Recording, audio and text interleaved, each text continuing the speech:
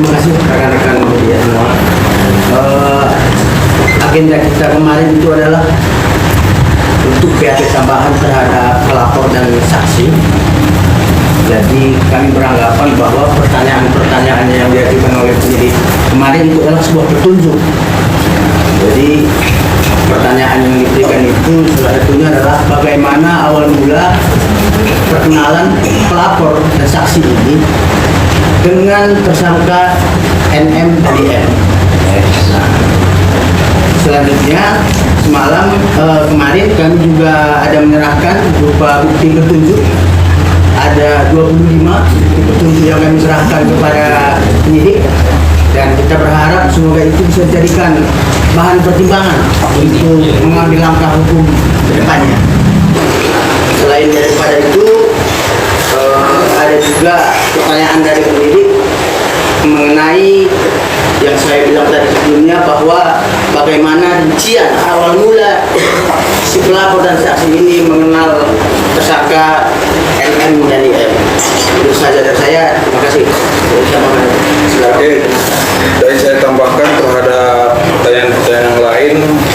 Penyidik akan menanyakan bagaimana rangkaian peristiwa Saudara O mengarahkan klien kami untuk menghubungi IM dan NM.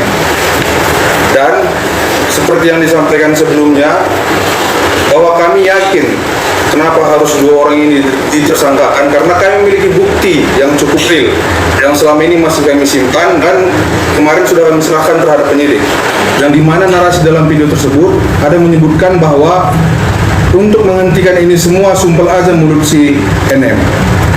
Itu inti dari percakapan dalam video tersebut. Terima kasih. Dengan yang menyuruh? Gimana, Bang? Ada yang menyuruh? Ya, yang pasti ada yang menyuruh untuk menyumpel mulut si NM dengan uang. Oke, sekian, terima kasih. Baik, jadi rekan-rekan, perlu kami tegaskan bahwa kita ini jangan lagi menggiring-giring, ya.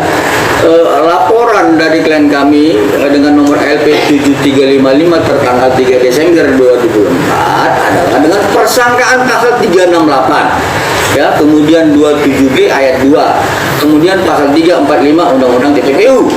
Nah, artinya persangkaan pasal inilah yang sedang diproses oleh penyidik. Tapi kemudian yang kami sekarang ini heran, kenapa terus digiring-giring dengan persoalan produk-produk yang berbahaya. Sebenarnya produk klien kami itu klien kami tidak pernah mengedarkan produk yang berbahaya sebagaimana yang dituduhkan selama ini. Dan memang klien kami sekitar kurang lebih 1 bulan yang lalu telah dipanggil oleh penyidik untuk dimintai keterangan terhadap yang dituduhkan tersebut.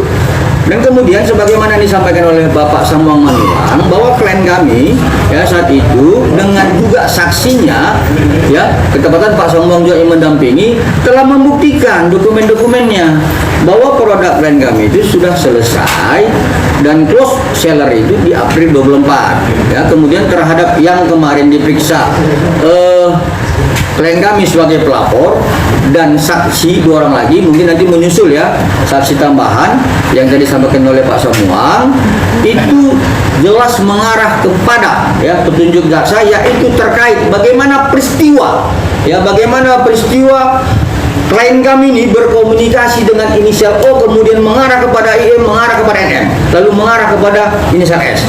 Itu pertanyaan pada penyidik kemarin. Nah, jadi mudah-mudahan, ya, dari petunjuk jaksa, apa yang sudah kita bangun selama ini sebagai konstruksi hukum kita, ini dapat dikaitkan secara terang-benderang, ya. Jadi pada kesempatan ini saya perlu sampaikan, ya, ada satu azas yang sering kami sampaikan dalam hukum, itu nullum delictum nulla puna sine previa lege punali. Ini yang harus dipahami. Tidak ada satu pasal pun, tidak satu hari perbuatan pidana pun tanpa ada pasal yang mengaturnya. Ini kan klien kami dituduh. Jadi pasal yang mengatur dia itu pidana itu apa gitu? Nggak ada kan?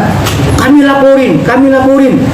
Salah satu yang saya sering dengar, kemudian dikatakan bahwa klien kami itu merekam dapat dipidana, artinya dengan pasal 31 Undang-Undang 19 tahun 2016. Sebenarnya bukan begitu penyebutan tentang soal pasal 31 adalah pasal 31 Undang-Undang Nomor 1 Tahun 2024 tentang perubahan kedua Undang-Undang Nomor 11 Tahun 2008. Dan itu pun tentang intersepsi dan penyadapan. Yaitu dibedakan. Intersepsi penyadapan terkait dokumen elektronik dan informasi elektronik berbeda dengan merekam.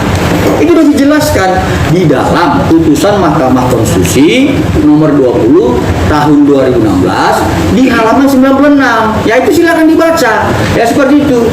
Dan juga saya perlu tegaskan bahwa terkait klien kami ya yang ada di Medan ya, di Medan ini kan sudah dokter S ini sudah tersangka gitu. Lalu disebutkan mana boleh itu dokter melakukan justiper dan sebagainya. Silakan laporkan klien kami. Tidak ada pasal mengatur itu tentang pidananya. Silakan laporkan. Jadi gini begini, kami advokat, ya kami advokat. Jadi kami ngebacotnya pasal gitu.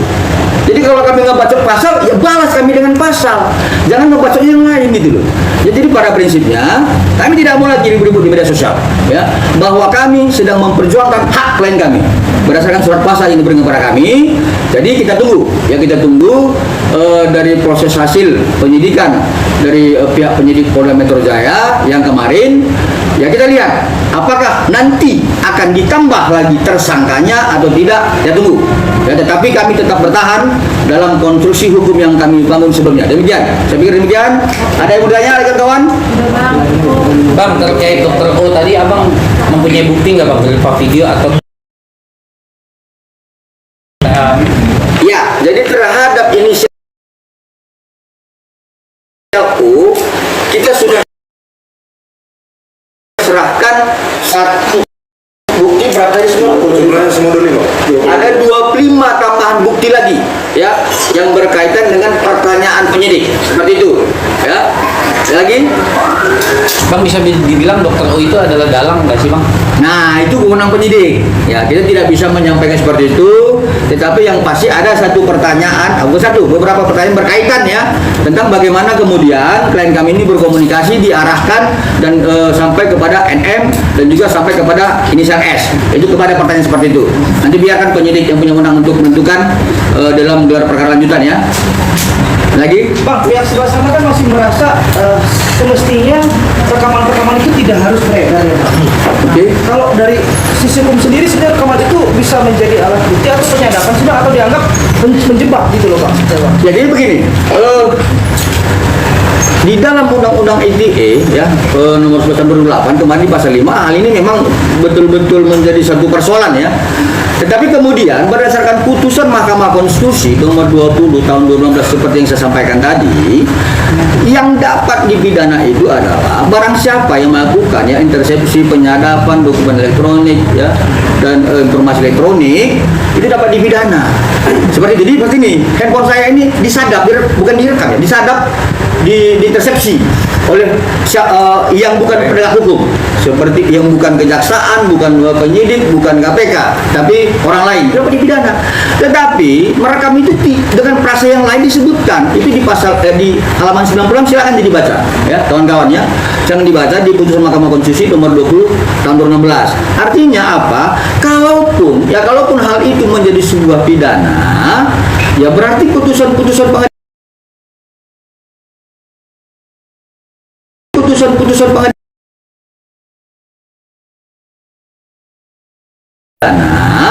ya berarti putusan pengadilan itu salah dong.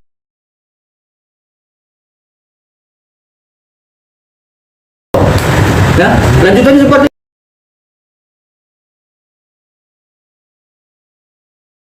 ini. Ya, lanjutannya seperti ini. Banyak di daerah-daerah lain seperti di kampung saya. Ya, itu melakukan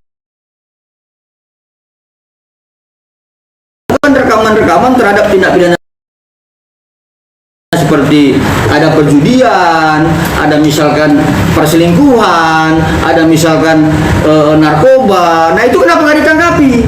Nah jadi jangan disamakan intersepsi penyadapan dengan merekam. Lagian kan klien kami ini kan melakukan perbuatan merekam itu pertama dengan tidak sengaja karena memang dia suka live, lalu kemudian ini kan dengan tujuan untuk penegakan hukum. Ya, tapi kalau juga pihak sebelah sana keberatan terhadap hal ini, laporkan saja gitu. Kami akan hadapi. Ya seperti itu. Ada lagi? Oke, lagi. Bang, untuk